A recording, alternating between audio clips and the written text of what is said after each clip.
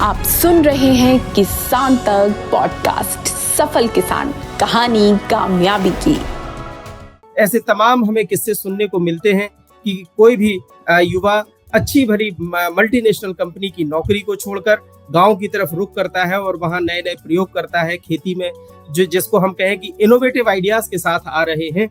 ऐसे ही सफल किसानों के साथ हम आपका तारुफ कराते हैं। आज इस कड़ी में हम बात करेंगे उत्तर प्रदेश में रायबरेली के एक ऐसे युवा किसान की जिन्होंने पिछले 5 सालों में डेयरी सेक्टर में एक नया कीर्तिमान स्थापित किया। शुद्ध दूध की जो दरकार आज पूरे देश और दुनिया को है, उस कमी को पूरा करने के लिए उन्होंने अपने काम को अंजाम तक ले जाने की मुहिम शुरू की है।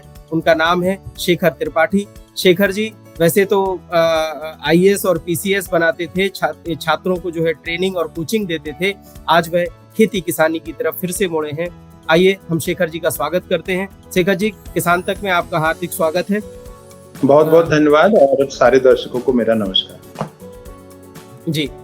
शेखर जी, हम आपकी जो यात्रा है खेती किसानी को लेकर, उसके बारे में जैसा कि मैंने आपके बारे में पढ़ा और जाना, मुझे पता चला कि 2016 में आपने अपनी एक एस्टेब्लिश्ड कोचिंग जो कि लखनऊ में थी और आप युवाओं को, छात्रों को आईएएस पीसीएस की कोचिंग देते थे। इसके बाद अचानक से ऐसा क्या हुआ कि आपका रुख गांव की तरफ हुआ और आपने बिल्कुल नए सिरे से, जिसको कहें कि शून्य से शुरुआत की और आज आप जो है अपने इलाके में शुद्ध दूध की आपूर्ति के लिए एक विश्वसनीय चेहरा बन चुके हैं। शेखर जी, धन्यवाद निर्मल जी, मुझे अवसर देने के लिए इस प्लेटफॉर्म पर। तो मैं पूरे चैनल को भी धन्यवाद देता हूं।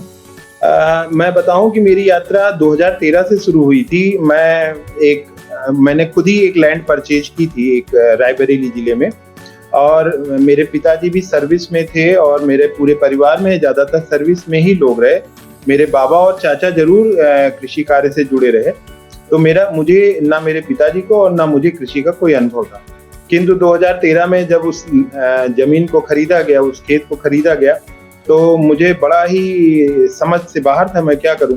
तो 2014 में एक योजना आई थी उत्तर प्रदेश सरकार की, कामधेनु योजना। तो मैंने 100 गायों की एक कामधेनु योजना ले ली और 2015 से मैंने उस डेयरी फार्म को शुरू किया। अब मेरे पास कोई अनुभव नहीं था, ना डेयरी पालन का कोई अनुभव था, ना कृषि का कोई अनुभव था, ना इस प्रकार का कोई पहले से कोई हमारे पास इस कार्य का कोई जानकारी थी। तो मैं पूरी तरह से कह सकता हूं मैंने करते करते सीखा। तो ये यात्रा 2014 से शुरू हुई और 2016 में, एकदम सही बात है, जनवरी 2016 से मैंने दूध को उस स्थिति में ले आया मैं कि मुझे कहाँ बेचना है, मुझे पीआई में नहीं देना है, मुझे किसी मदर डेयरी या इस टाइप के संस्था में नहीं देना है जहां पर पूरी तरह से पशुपालकों का और दुग्ध उत्पादकों का शोषण होता था, पूरी तरह से शोषण होता था। उस शोषण के रास्ते से ही मैं गया था। तो मैंने सबसे पहले अपनी डेयरी को संभाला। लेकिन 2017 के तुरंत बाद मुझे इस बात का आभास होने लगा था कि अगर पशुपालन करना है, क्योंकि 100 गायों के गौशाला और उसके बाद 50-60 बच्चे हो गए, एक बड़ी संख्या थी जिनके चारे पानी के लिए मुझे सोचना था। हर चीज अगर बाजार से आ रहा था तो मेरी बचत शून्य हो जा रही थी और घर से भी कुछ लगने की स्थिति थी। तो यूं कह लिया जाए कि मैं आसमान से टपका खजूर पर अटका। एक तरफ आईएएस पीसीएस की कोचिंग जैसी एरिस्टोक्रेट लाइफ थी, लखनऊ में रहता था, और एक तरफ रायबरेली के गांव में सीधे जाना हुआ। तो मेरे लिए बहुत ही चुनौतीपूर्ण रहा। लेकिन मुझे जैसे ही इस बात का एहसास हुआ कि खाली पशुपालन से कुछ होना नहीं है, जब तक हम किसानी नहीं जानेंगे तब तक पशुपालन से कार्य नहीं चलेगा, तुरंत इस बात की चिंता के साथ मैं आगे बढ़ा। और क्या खेती के विषय हों, क्या विकल्प हों, उस समय तक पालेकर जी की बात होने लगी थी और प्राकृतिक खेती विषयक था। और मैं पालेकर जी से मिला, उनके साथ उनके कार्यक्रमों में रहा। लखनऊ में एक बड़ा कार्यक्रम का आयोजन हुआ जिसमें मेरी भागीदारी भी रही। लेकिन पालेकर जी से सीखने के बाद, या यूं कह लीजिए प्राकृतिक खेती सीखने के बाद, अभी इच्छा और प्यास बुझ नहीं पा रही थी।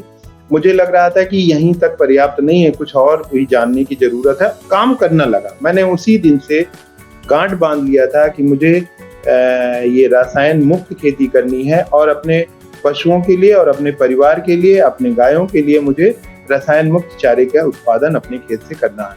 आगे की कहानी जानने के लिए सुने अगला पार्ट।